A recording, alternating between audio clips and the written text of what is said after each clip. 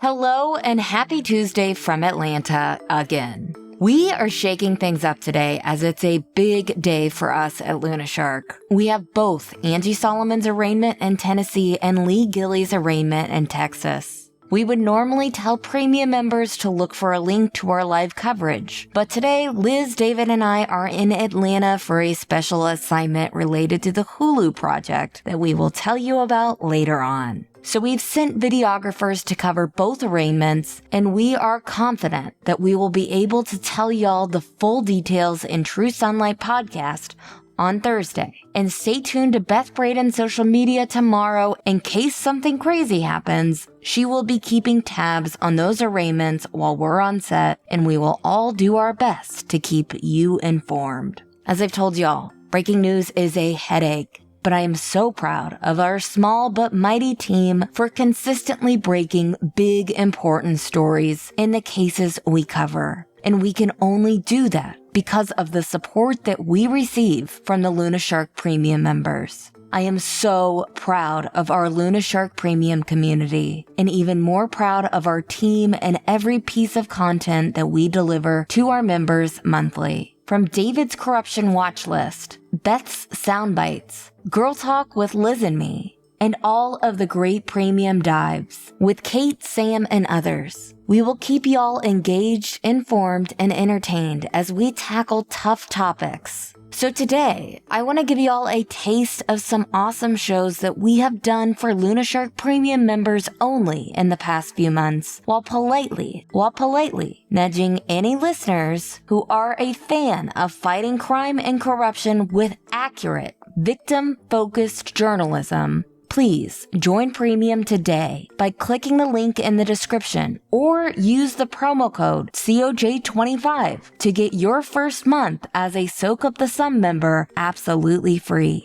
I'm sure y'all know after listening to episode 97 of True Sunlight last week, our team has been going full throttle for months now, and every bit of support that we get from listeners really counts. I hope y'all enjoy this episode, and I hope to hear from some new faces in the LUNASHARK Discord. Every month, the LUNASHARK team publishes a premium dive episode where we tackle a topic related to the cases that we cover to learn more about it and break it down in a way that doesn't require a law degree to understand. So for starters, here is Kate Thomas, our resident researcher and librarian, breaking down information and media literacy.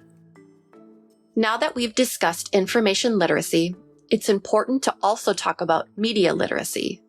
As mentioned earlier, there is a lot of information available, but not all of it is 100% true. How do we know what is being reported is accurate? At LUNASHARK, we are often disseminating information from all corners of the internet. With this comes having to sift through hundreds of sources and determining which, if any, are reputable. Let's unpack this with an example. Immediately after Micah Francis's death, her estranged husband, J.P. Miller, announced plans for her funeral in a sermon. The sermon quickly went viral online, with many sharing information about J.P. Miller and the theories about Micah's death on TikTok and social media. So what is our first step at unpacking this situation? We obviously were coming across TikTok videos and theories from online sleuths on Reddit, but a lot of this information had not been fact-checked or verified by the proper authorities. A few days after Micah's death, reputable media outlets began reporting on the case. But what types of publications are considered reputable? Essentially, a reputable outlet will follow basic journalism ethics and only report facts that have been verified by proper authorities. In True Sunlight episode 50, Mandy voices concerns about the quote, alarm bells she sees in the immediate days following Micah's tragic death. On April 27th, Micah Miller, a 30-year-old woman from Myrtle Beach, South Carolina, was found dead with a gunshot wound in a state park near Lumberton, North Carolina. Lumberton is about an hour and 40 minutes away from Micah Miller's apartment, where she moved in October 2023 after first filing divorce from her husband, John Paul Miller, who was a pastor of Solid Rock Community Church in Myrtle Beach. Micah's death became national news last week for a few reasons, chiefly because of the bizarre sermon her estranged husband gave on the Sunday after her death. Listen to this. On Sunday, April 28th, one day after Micah was found dead, at the end of his church service, John Paul Miller told his congregation that his wife died. I want you to hear this clip. We're not going to do an altar call today. Instead, I'm going to have you stand up and I'm going to make an announcement. And after the announcement, I'm going to ask that you leave church quietly and don't talk about the announcement here in the building. And so y'all can stand to your feet. Before I make the announcement, I also want to say that my request to you is that you will continue to come to church and serve and give for the next little bit, because I don't want to I'm taking a little bit of a break, and I don't want to have to worry about the church. My break may be a few days, a few weeks, I don't know. I got a call late last night. My wife has passed away, and it was self-induced, and it was up in North Carolina, and we're gonna have a funeral for her next Sunday here at 3 p.m. And so it's all I can. I'm just kind of going on adrenaline right now. So y'all pray for me and my kids and everybody. And she wasn't. Y'all knew that she wasn't well mentally, and that she needed her medicine that was hard to get to her. And so I'm sure there'll be more details to come. But just keep our family in your prayers. And I'm going to let Pastor Randall, my bishop, he can pray.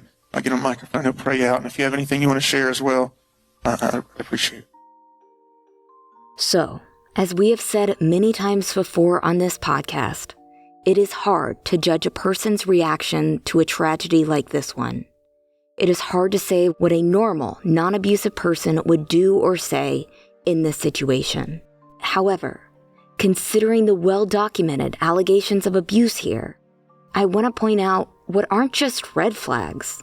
They are alarm bells ringing during this speech.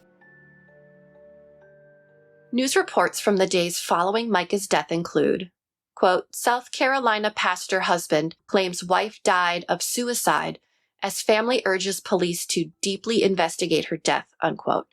The New York Post, published May 3rd, 2024. Quote, a tragic decision was made. Officials release new details surrounding Micah Miller's death, end quote. Fox Carolina, published May 7th, 2024. Quote, details about Micah Miller and her husband's relationship revealed in SC court documents, end quote.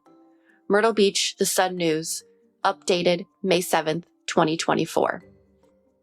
Most news stations are considered reputable, while reporting can be skewed depending on the outlet's motivations. Individuals can reference media bias charts to see where their favorite outlets fall in terms of bias. Two popular options are the Ad Fontes chart and the All Sides chart. A link for both will be in the episode description. Essentially, these charts show major outlets on a plane depending on their bias. It is always okay to get news from any outlet, but we recommend comparing headlines from all categories to get the gist of the information without the underlying bias that might be added. Keep in mind, some outlets lean more than others, since the media bias chart is a spectrum. So being media literate doesn't necessarily mean abandoning your favorite news outlets. It just means sometimes comparing the information with the other outlets to understand any level of bias. We recommend ingesting various headlines and understanding these biases. Also, you can kind of view it as a game. Take the various headlines and determine the facts of the situation. If you're able to do this, consider yourself highly media literate. In part 2 of Kate's media literacy series, Kate covered the increasingly complex and confusing world of AI as it relates to news and information. The New Literacy Project, which we referenced in last episode and is a really fantastic resource, published an AI and media literacy infographic titled 6 Things to Know About AI. The link is in the description for you. But here's a quick overview of that infographic. Generative AI tools are not objective or reliably factual. But it's not all bad. It's easier than ever to create and fake content, so we need to step up our deep fake radar. Reputable sources matter more now than ever. Let's work through these statements because they feel a little contradictory. But thankfully, we've discussed most of it earlier in this episode. Generative AI tools are not objective or reliably factual. For text-based AIs, we now know that their outputs can reflect a bias or misinformation or outright make up information. We're looking back at you, New York lawyer. One thing we haven't talked much about yet are image-based generative AIs. The News Literacy Project states that, quote, AI image generators amplify biases in race and gender and can be harmful to Western stereotypes, end quote. Because an AI image generator can create just about anything you ask for, people with ill intentions can use AI-generated images to launch smear campaigns against others. But it's not all bad. Remember, as we talked about earlier in the pros and cons, there are a lot of pros to using AI platforms. But remember the theme of this episode, they must be used responsibly. It's easier than ever to create and fake content, so we need to step up our deep fake radar. Because content can be created so quickly using AI platforms, misinformation can also spread quicker now than before. Because of this, information and media literacy are even more vital skills. If you think something looks off, always double check. Here's an example for you. I was scrolling social media recently and I came across a post announcing a sequel to the Adam Sandler movie, Big Daddy. The post said, quote, "This unforgettable comedy hits cinemas in July 2025. Don't miss it," end quote, and included a movie poster of Adam Sandler and Cole Sprouse. The poster seemed a bit sketchy, the artwork not up to par for a Hollywood movie. So, a quick search on IMDb, the Internet Movie Database, shows nothing about Big Daddy 2. Just to make sure, I even checked Adam Sandler's profile page on IMDb, looked at upcoming projects. Zip, nada, nothing. Handy tip, if an image looks fake, you can do a quick reverse image search to verify its authenticity. Google's reverse image search tool is very helpful. Reputable sources matter more now than ever.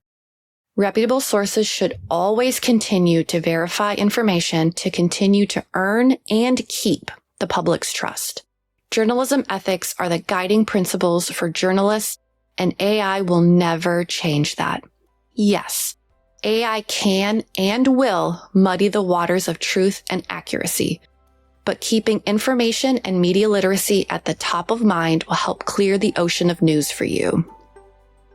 In my favorite ever Premium Dive episode, the LUNASHARK team answered a few important questions related to abuse that hundreds of y'all have asked me since we started covering Micah's story a year ago. What can you do if you believe you are a victim of abuse?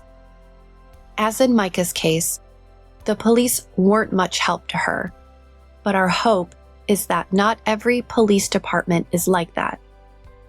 It is important to get the abuse on record with the police. While they didn't take Micah's allegations seriously, Mandy and Liz have used those police reports to help shine light on JP's alleged abuse and work towards justice for Micah. The National Domestic Violence Hotline also suggests keeping a journal of dates, time, description of what happened, and how it made you feel. If you can take photos or seek medical care, please do. If you have been sexually assaulted, a sexual assault forensic exam, or SAFE, is so important. Create a safety plan. A safety plan is a practical, step-by-step plan to help you prepare to leave and what happens after you leave an abusive relationship. Having this prepared ahead of time is so important. In the heat of a crisis, you shouldn't try to plan for your escape. Having it all planned out ahead of time can help protect you and others involved. There are many websites that can help you build a safety plan and provide ways to keep that plan safe. We'll link some in the episode description. What can you do if you believe someone else is a victim of abuse? Starting a conversation with an abuse survivor can be hard. It's possible they might not want to talk about it, so it's important to not push them. They might be ashamed of their situation or are worried their abuser will find out. Gently let them know that you are always available to talk and that you want what's best for them. If they are ready to talk, here are a few suggestions from the National Domestic Violence Hotline. Acknowledge they are in a scary situation. Make sure they know that you are here to support them and the abuse they are experiencing is not their fault. Be open to just listen and be non-judgmental. As hard as it will be, do not badmouth the abuser. Things you can offer to do to help them is create a safety plan or help them seek out legal assistance. If the survivor wants to report the abuse to law enforcement, offer to go with and support them. If you think the abuse victim is considering suicide, learn the warning signs. Most importantly of all, be patient. Depending on the length of the abuse and trauma, it can take a while for the survivor to open up to you and make the decision to leave. More premium previews in just one moment. We'll be right back.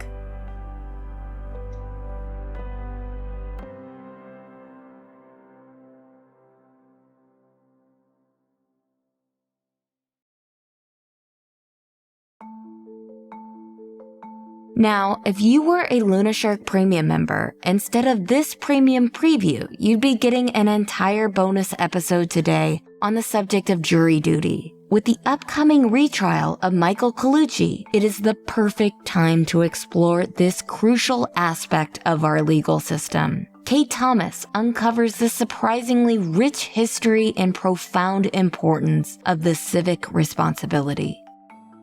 When jury duty came up as a possible episode topic, I practically leapt out of my seat. Why? Because what sounds like a dull civic chore actually has a rich history. And in true Kate fashion, I couldn't resist diving headfirst into the research rabbit hole. I started with a pretty basic understanding of jury duty, but along the way, I discovered a deep respect for jury duty and its place in our legal system. And now I am thrilled to take you along for the ride.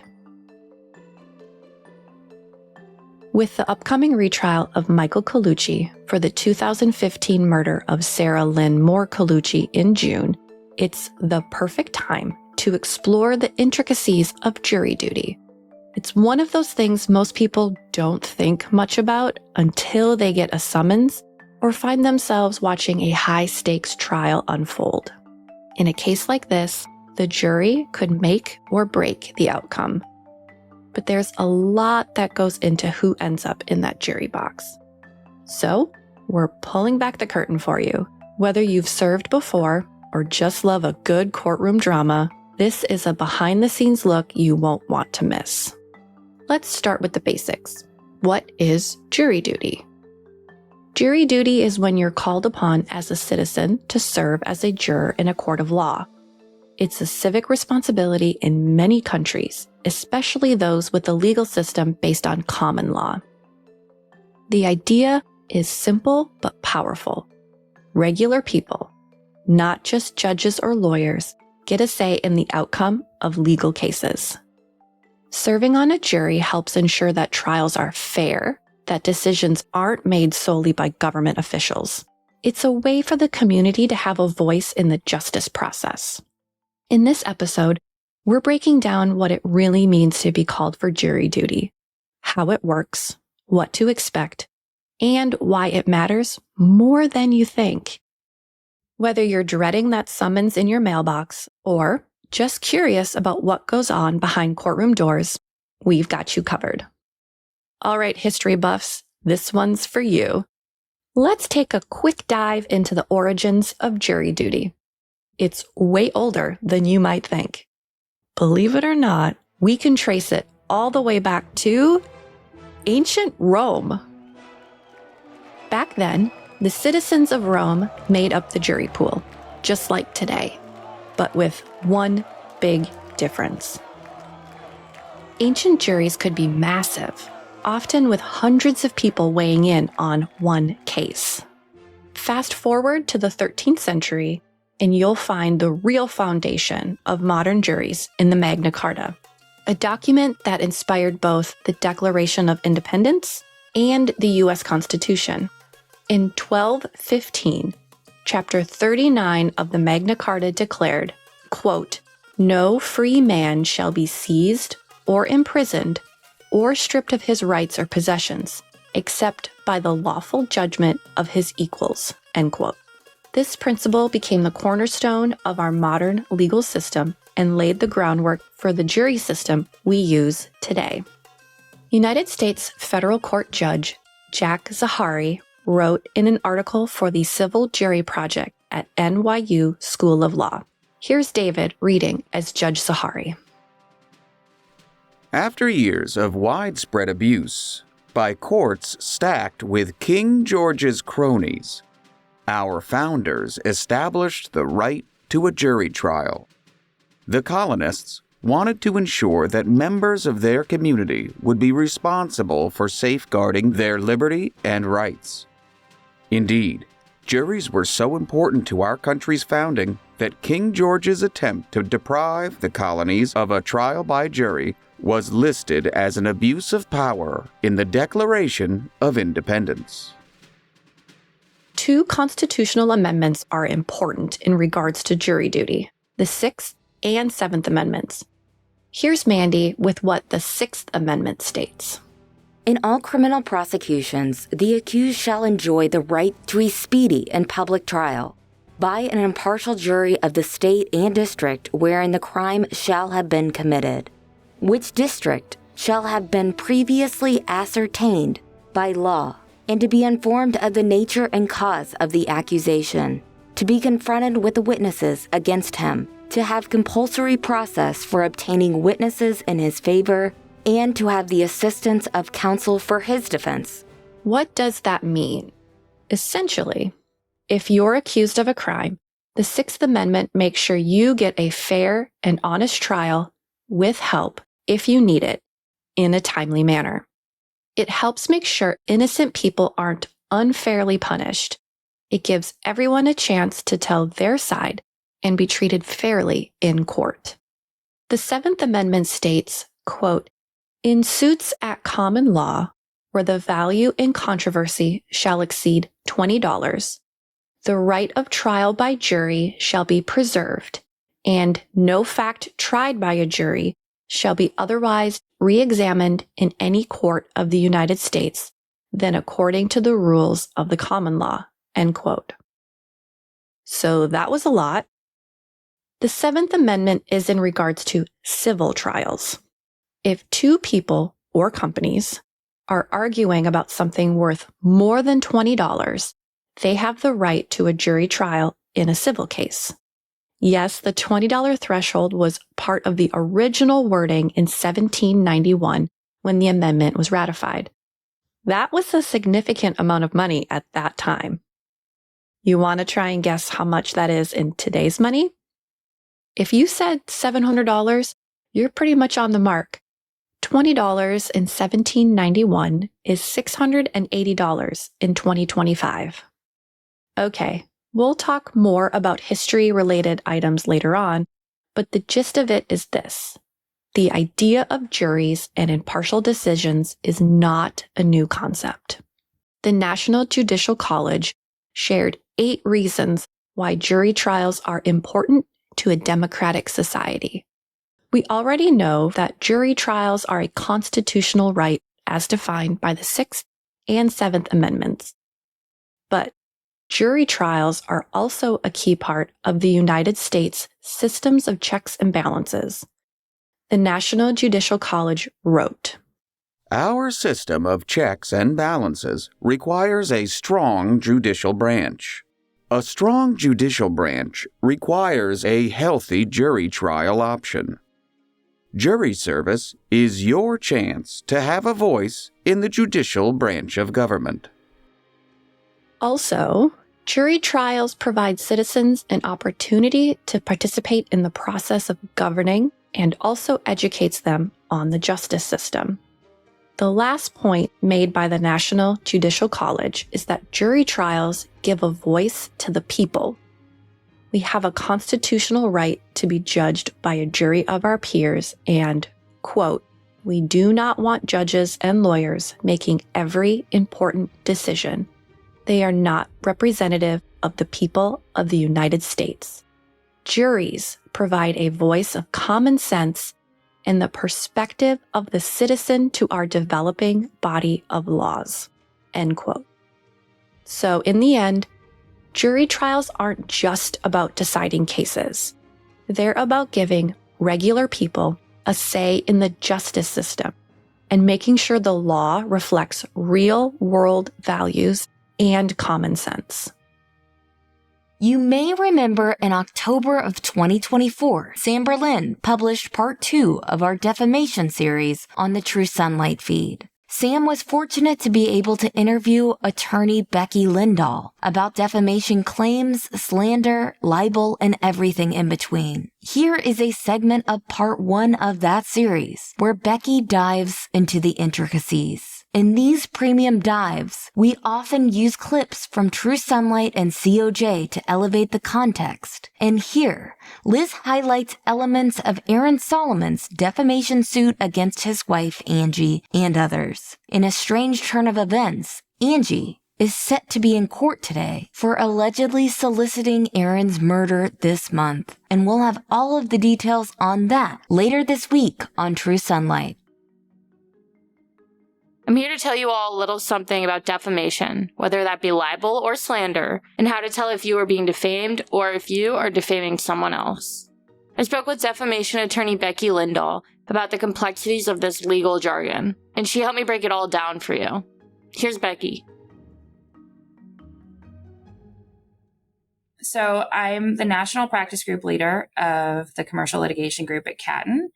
We are a full-service Chicago-based law firm. We have attorneys in Charlotte and Chicago, New York, DC, Los Angeles, Dallas, and London.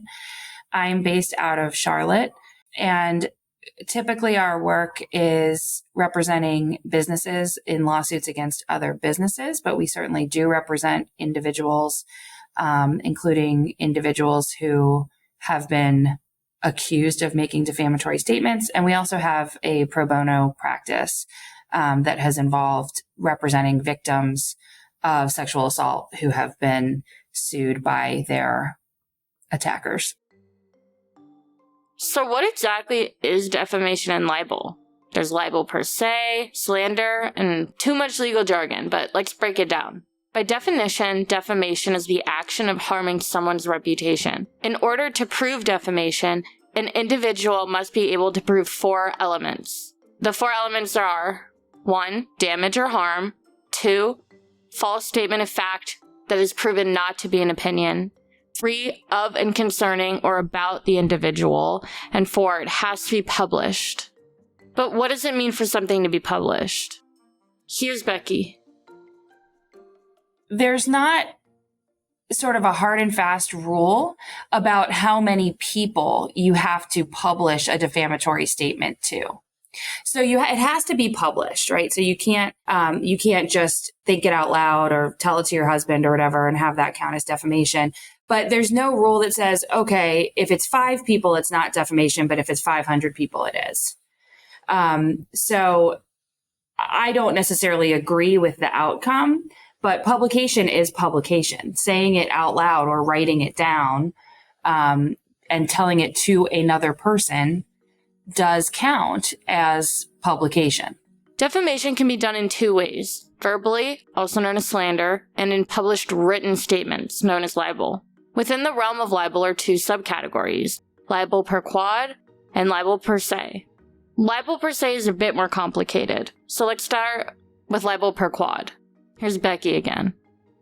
Per quad, or all other defamation that's not defamation per se, that would be defamation that's based on context. So in order for you to understand as the hearer or reader of information, you would have to know a little bit more, or you'd have to read a little bit more to understand that statement as being defamatory. So an example of that would be in the business tort context, if you have one business making statements about another business that they, and this is a real life example of something that I've litigated. So representatives of one business made public statements, public facing, that they put out into the world, alleging that another business was undertaking certain lobbying efforts to railroad legislation that their constituents might have preferred to pass. It wasn't true that they were doing that, but because of the specific context within which these two businesses operated and the constituents that they served, those types of statements could have been defamatory if they were true. But that's an example of a defamatory statement that you can't just look at it on its face and say, oh yeah, that's defamation. You need to know just a little bit more about why it's harmful to the person who it's being uttered about.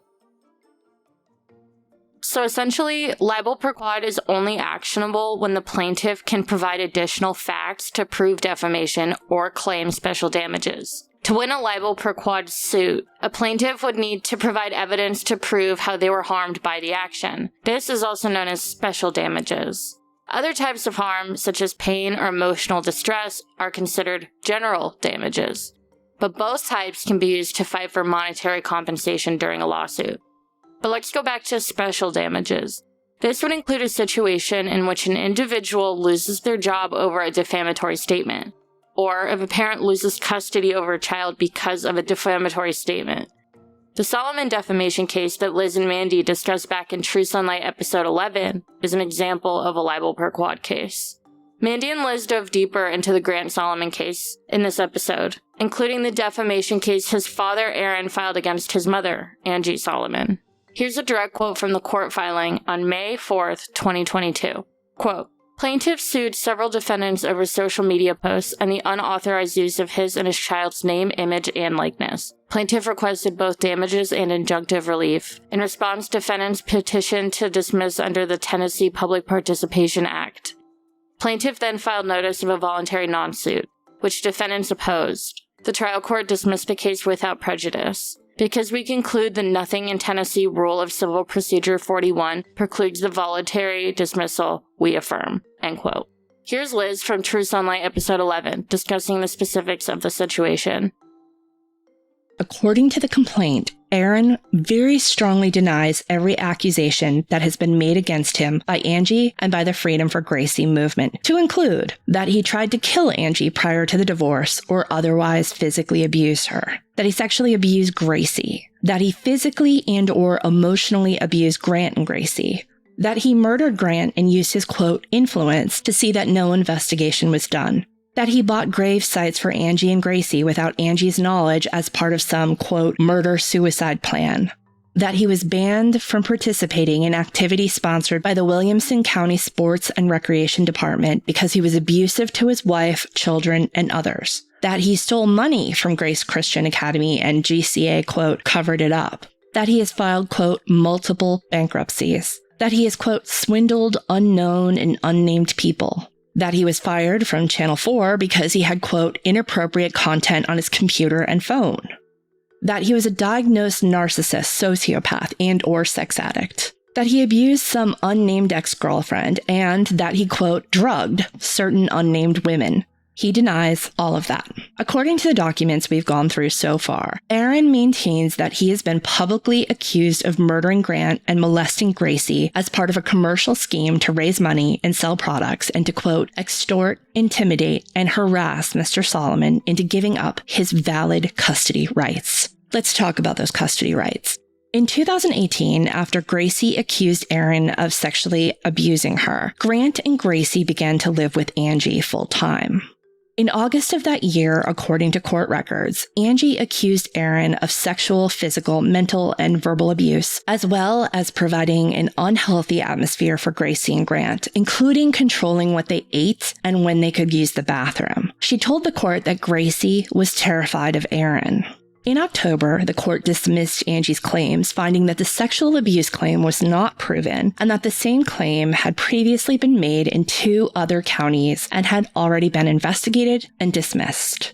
According to Aaron's defamation claim, the court ordered that the children, quote, be returned to him, quote. However, Gracie's counselor recommended that Mr. Solomon not enforce parenting time immediately and instead allow Gracie to stay with Miss Solomon while Mr. Solomon improved his relationship with Gracie through counseling. Mr. Solomon followed the counselor's recommendation.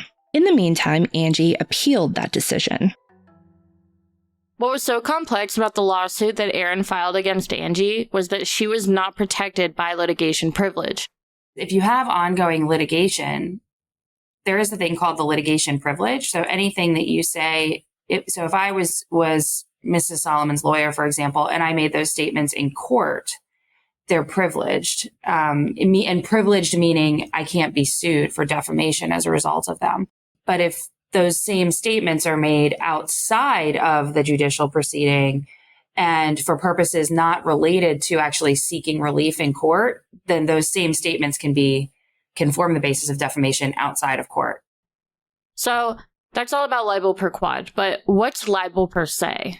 Well, the law defines per se as a statement that is considered to be so harmful on its face that the plaintiff need not prove special damages. AKA, if you can prove libel per se, you don't have to prove damages. You just need to prove that that statement fell into the specific category, which Becky will explain. Defamation per se is defamation that fits into certain categories. So if you're making comments that allege that somebody committed a crime of moral turpitude, so lying, cheating, stealing, or if someone contracted a loathsome disease. These are very outdated language, by the way. So there's no legal dictionary where you can just look up loathsome disease and it'll list them for you. So that's one of those terms of art that will likely change over time. So for example, the example that always pops into my head when I think of loathsome disease is leprosy. Although I don't think that's really something that people worry as much about these days. But, certainly many, many hundreds of years ago, that would have been quite loathsome. And then the other categories of defamation per se are adultery, unchastity. So that's, sort of particularly and historically aimed at women. And unfitness in one's business or profession. And that last one, from my professional experiences with dealing with defamation claims, that's the one that tends to come up the most is unfitness in one's business or profession, because it can really encompass a whole host of types of statements. So, you could say someone is a liar and steals money. Well, that would make them unfit to be a lawyer because lawyers handle other people's money all the time. Or if you were, to use the phrase, what we were talking about before about diseases of addiction, if somebody were to say that woman who teaches preschoolers is a drunk, okay, well, that's probably a statement that could make her unfit to take care of young children. So there's a lot of types of allegations that could fit within that last bullet point. So those types of statements, if they are made, malicious intent by the speaker is presumed. So if you say those types of things about a person, you are presumed to be saying those things with malice. And that malice is an element of the defamation then that the plaintiff doesn't have to prove because it's just presumed. In January, we started a new premium series called Pesky Picks Q&A, where we pick a show, documentary, or book every month and discuss it live with a few premium members. Our next pick is The Righteous Gemstones. And y'all, stay tuned for the date on that one, because we're gonna have a super special guest. In February, we discussed the gripping documentary I Love You Now Die, which is one of our favorites from our friend Erin Lee Carr, who is co-creating the Murdoch Hulu show. The documentary tells the gripping story of Michelle Carter, the Massachusetts teenager who was convicted of involuntary manslaughter for encouraging her boyfriend to commit suicide. While working on Micah Francis's story, we couldn't help but wonder if Michelle was convicted for encouraging a suicide, could anyone be charged in Micah's death? The premise of this documentary was really interesting in the fact of, like, should people be held accountable for their words driving somebody else to kill themselves? But it's different because it's a very different situation because we're talking about teenagers here. We're talking about a male victim who died and a female as the perpetrator, and a teenager who was unfortunately easy to dislike. All teenage girls are kind of like, you can make them into a mean girl if you want. And I could see she definitely had issues and she definitely had problems. And she shouldn't have said and done the things that she did. But again, I have a really hard time judging people for their actions as teenagers. All that said, Liz, you said something really interesting about the documentary today. You said you can't really compare it, and it really doesn't give us hope at the end of the day for Micah. I said that? Well, what did you say? Tell me what you said. Honestly, I'd have to look. Isn't that terrible? I don't know. You had a good thought. Oh my God. Yeah, this is a Thursday, guys. Like, this is the day when it's like erase my brain. I think I was talking about, like, one of the things that was bothering me is just like, I think what people were reacting to, obviously, is just that horrible moment where she tells him to get back in the car, which I guess she doesn't say in text, but she told her friend, she said to get back in the car. So once you hear that, you can't really unhear it, impaired with the encouragement she seemed to be giving him to, like, perform this act.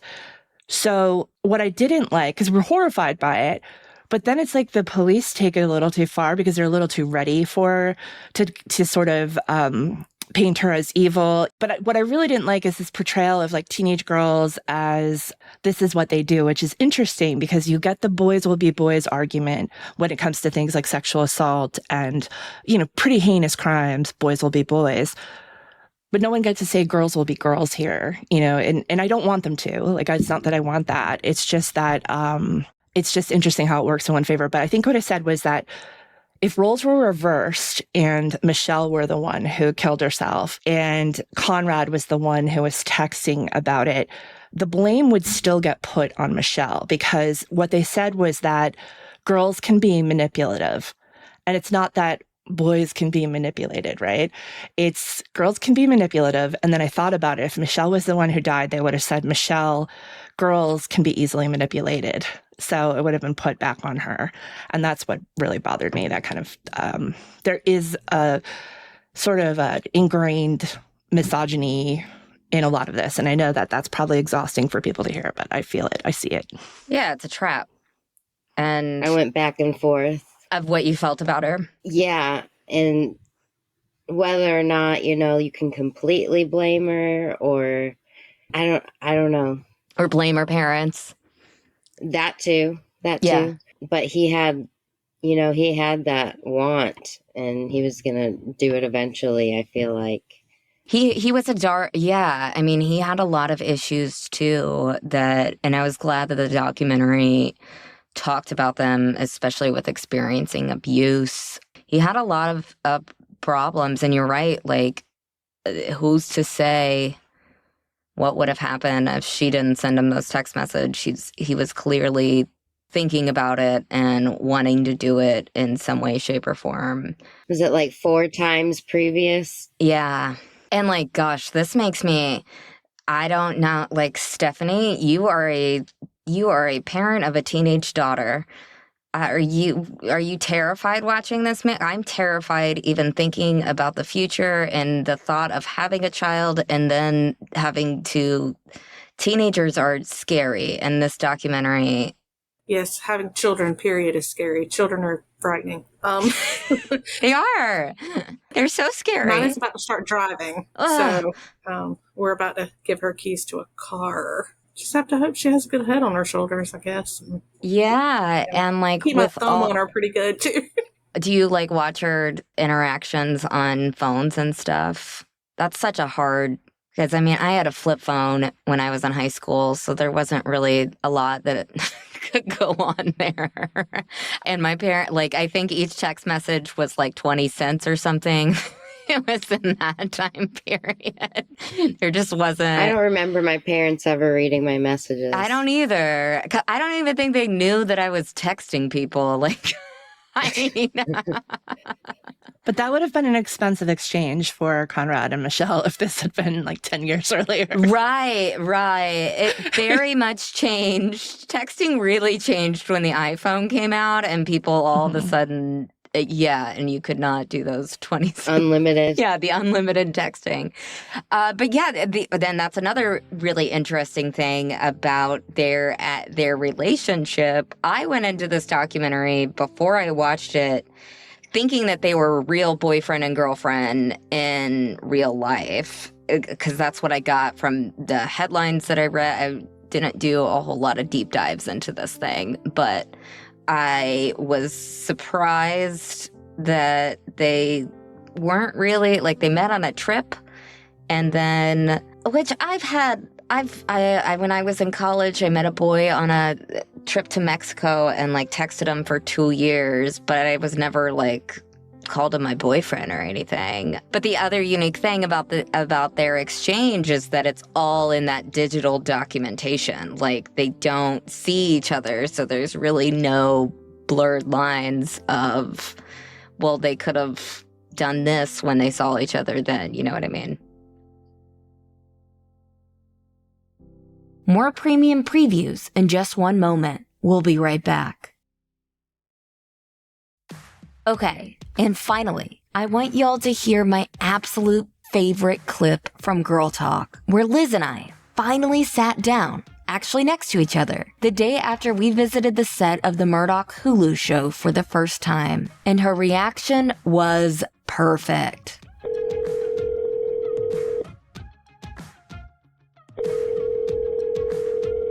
Ring, ring. We are live in person, and it's so much fun. Yeah, we don't have to call each other. It's so weird. We're sitting across from each other, and it's always, I get a rush of peace whenever I see you in person. Same. It's nice to have the memories that, it was like we hopscotched from like good memories to like trauma working to now we're back to where we started. Yeah, yeah. No trauma memories. Good stuff. This has been a great week. I like to say Karma is my boyfriend, but this week Karma has been our boyfriend for the most part. Just little thing after, not little thing, like really cool thing after really cool thing, and that it's like, the universe is working in the way that I want it to right now. In some ways. Not all. Okay, first of all, we have had another week of validation. Liz got to see the set of the Murdoch show on Hulu. What did you think?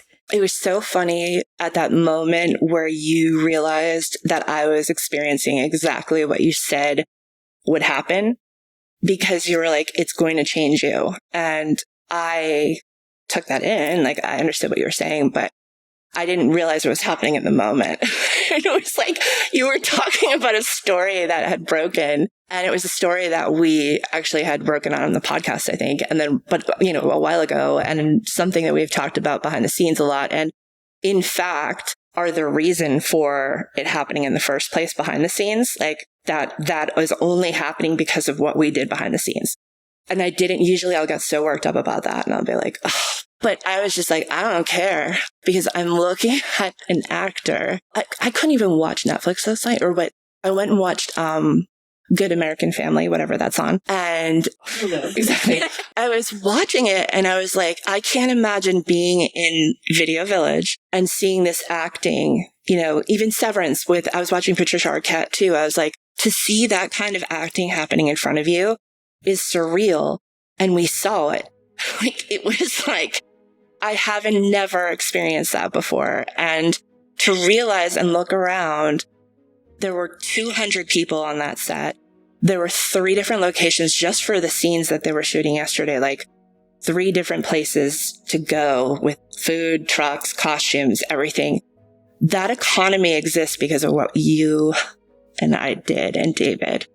And it's like, it just hits you in the moment because it's like, it's not an experience. We would joke about it. Like back in 2019, we would just be like, you know, this is the makings of a TV show, but here we are. And it was, I mean, I think it's fair to say we were watching boat crash related scenes and not to get too into spoilers or anything, but the boat crash was the one thing that we were the most into. Like, by far, we did the most reporting on that out of anybody because we were always like, this is so important.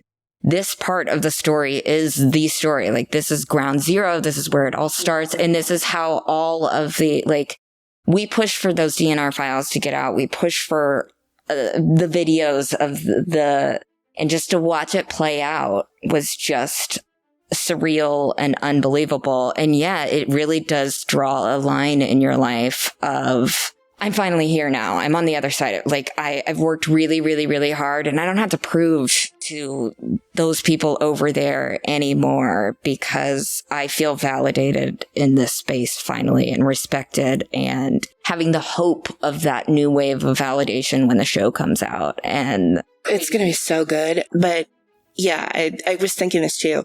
When I think we forget about this time in our lives when we didn't know what happened at the hospital, but we knew something did. And we were often talking to each other and saying, like, this is what it looks like. This is what we think happened. And I remember getting the first, like, wave of validation when we, you know, started talking to Mark. And we started learning more, you know, as we gained his trust, which took a long time. We started learning more about what happened. You know, he obviously was a genius for getting those hospital videos immediately before they got destroyed. To see all that play out and then to see the HBO documentary that came out first, I think. yeah, I did. Just seeing it all come together, like exactly what you and I would talk about before we even knew the whole picture. And just like to see that we were right. And that I know that we say that a lot now, but it's because we spent such a chunk of time being told that we were wrong and that we needed to leave it. And yeah. And that it's not a story and that it's not interesting and that people don't care. And also nothing that you'll do will matter because this family is impossible. Nobody touches them. Yes. Like it was things like that over and over and over. He did it, but he won't get charged. Right. And like, no matter what you do, it doesn't matter. And yeah, the hospital, it was because we played that scenario out so many times of like, I bet Alex was going around doing this with his badge. I bet that he did that. And I bet Randolph was there and I bet blah, blah, blah. I remember getting all of that from Mark was crazy, but also talking to Miley Altman's parents about what went down that night. I was like, oh my gosh, that is literally the exact thing that we not predicted, but assumed. Because we got so granular with details on Alex and who he was as a person and how he manipulated people.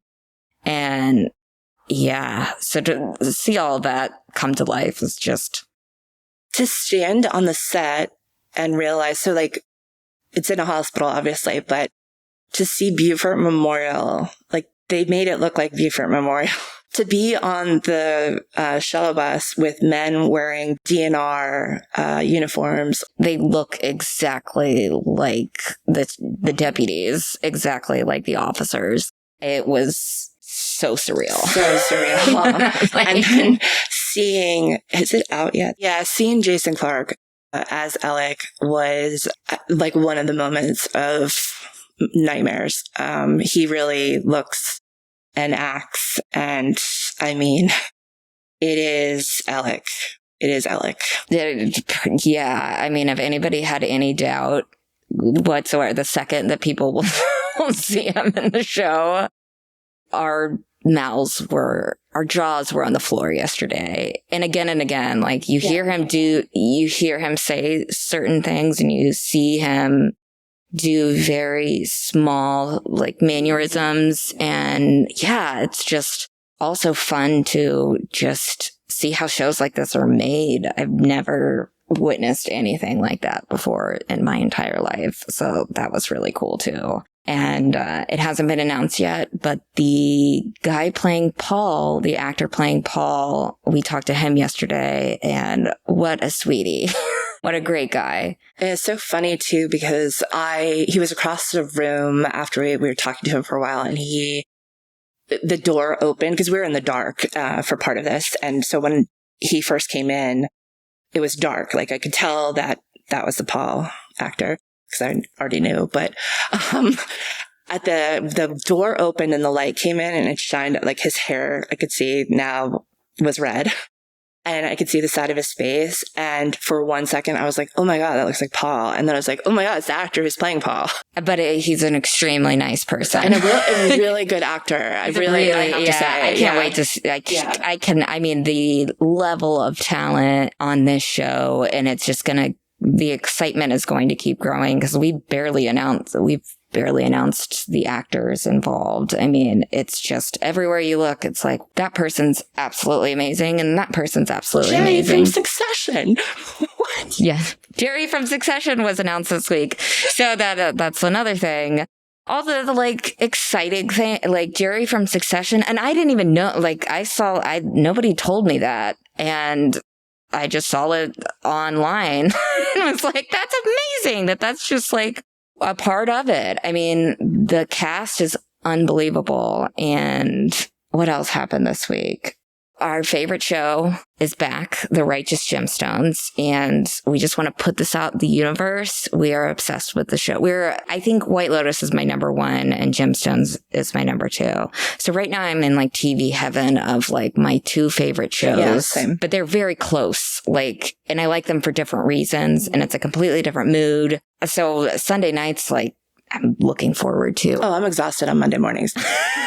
Same, because I'm staying up.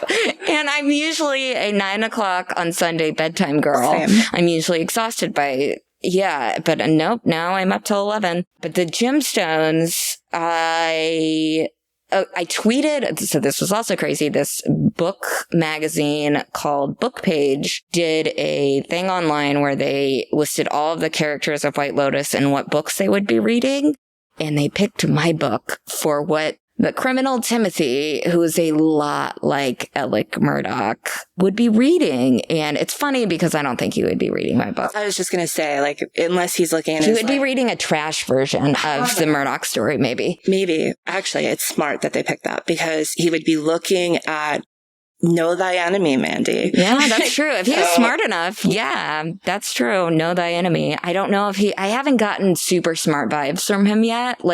He just kind of seems like a good old boy who responds to the problem in front of him at the time. And at this moment in the story, everything's kind of, no spoilers, but collapsing.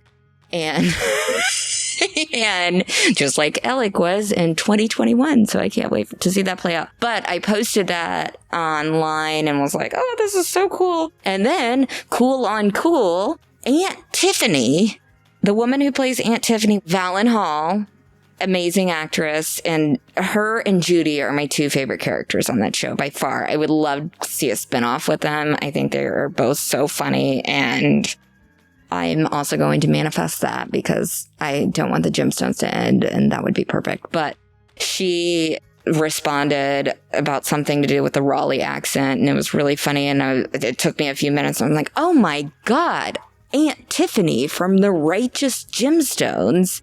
And I said, oh my God, I love Aunt Tiffany. And then she said, I love your podcast, which was just flop on the floor. I'm done. I know. It's just, what is happening? I think, I don't know. I'm glad for us. I'm really glad too. And I'm glad for all the listeners who stuck by us. Yeah, too. Me too. Yeah. And they're all so happy every time we post anything like that. Good, you're getting the validation you deserve. And yeah, go us. And also I'm never gonna stop being excited about these things. refuse to ever get to a point in my career where something like that isn't cool, you know? No, it's so cool. It's so cool. And I love it. And like being on set yesterday, I know that I look like a nerd because I'm like giggly and amazed by and just constantly complimenting everybody. Like, this is so amazing. Thank you. So I don't care that I act like that. No. I don't care. I would rather be overexcited about things that some people might think is everyday average or whatever. Celebrating every single win, no matter where you get in your career, is so important. Think about the newspaper. There's not a day that I worked at the newspaper, as much as we complain about it, that I didn't think what I did for a living was cool. Yeah. So, I mean, I would be in awe every day of like, we get to do this. And oh, totally. Yeah. And that's the other thing, putting yourself, like yourself 7 years, thinking of yourself 7 years ago and thinking like, just close your eyes and imagine this life. And I know 2018 Mandy would be blown away. Same. Yeah. Well, this was a great combo. Yeah, we got we still have another week here. Yeah, we have what to do. Well, and we got to go to lunch, and we don't even have to say we have to get off the phone because it's real and in person. So great girl talk, and let's go to lunch. Yes.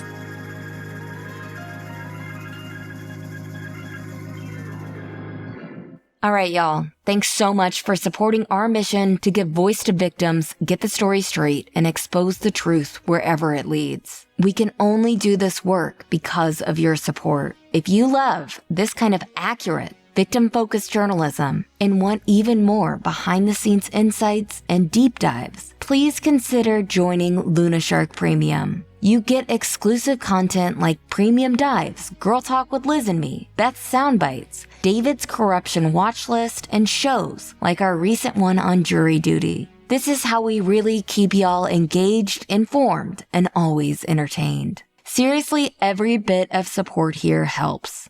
If you're a fan of fighting crime and corruption and want to fight right alongside us, please join Premium today. You can find the link in the description or use promo code COJ25 for your first month absolutely free. We cannot do this without you. We have so much more breaking news to share on True Sunlight, so until then, cups down, stay tuned, stay pesky, and stay in the sunlight.